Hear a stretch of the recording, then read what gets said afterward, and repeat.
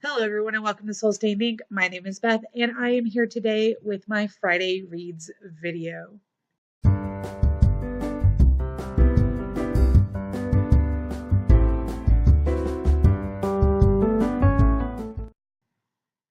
So I don't expect to get a whole lot read this weekend, mostly because it is the weekend before school starts again. We're on spring break, and I promised my daughter and her two best friends that they could have a sleepover tonight.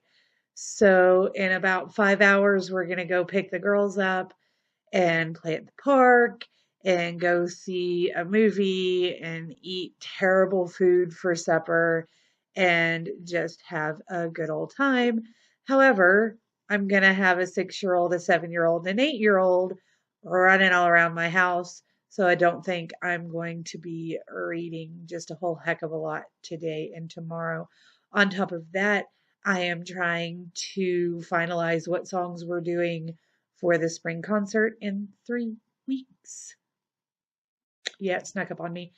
And the curriculum that I'm writing for the book Restart needs to get a little ahead of where it is right now because I spent spring break not doing all the work I had intended to do over spring break because it's spring break.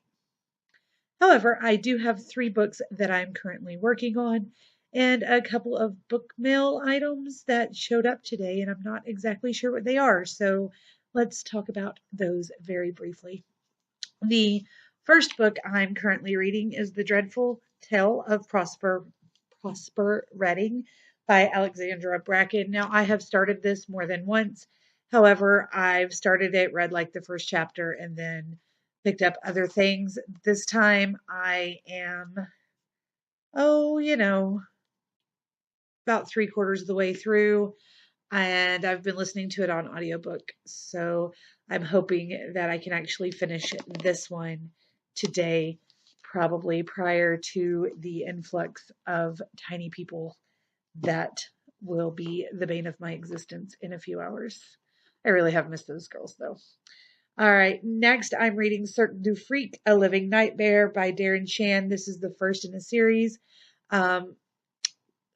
Allie from Hardback Hoarder did a read along with these last year, and I had never actually heard of them before, but my library ended up purchasing this series, and I found them the other day. So I thought, hey, I'll pick those up. I'm actually enjoying it.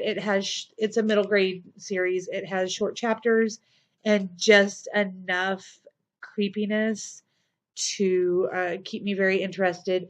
It is about a little boy, he's 7th grade, I think. He and his best friend go to this secret freak circus to see the freaks, and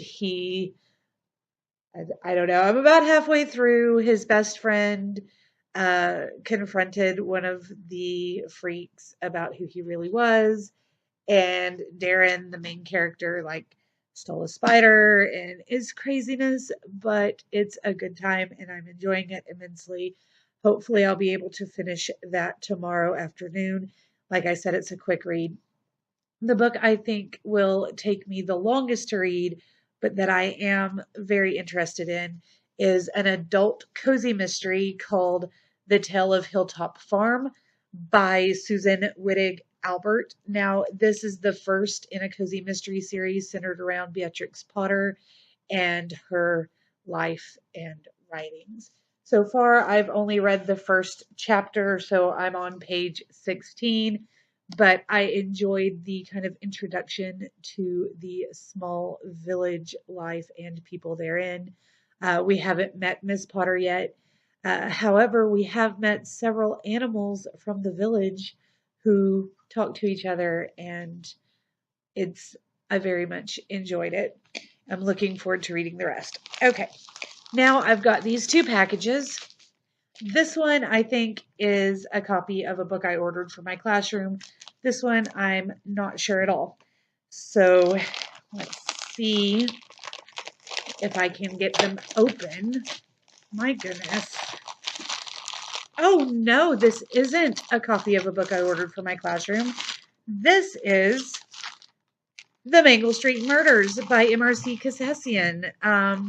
This is the first in the Gower Street Detective series. I read the entire series through my local library, absolutely adored them, and I found this copy for fairly cheap through Amazon and decided I just had to have it to put it on my shelf because I loved it that much. And I'm going to continue to pursue finding the other books in this series as well.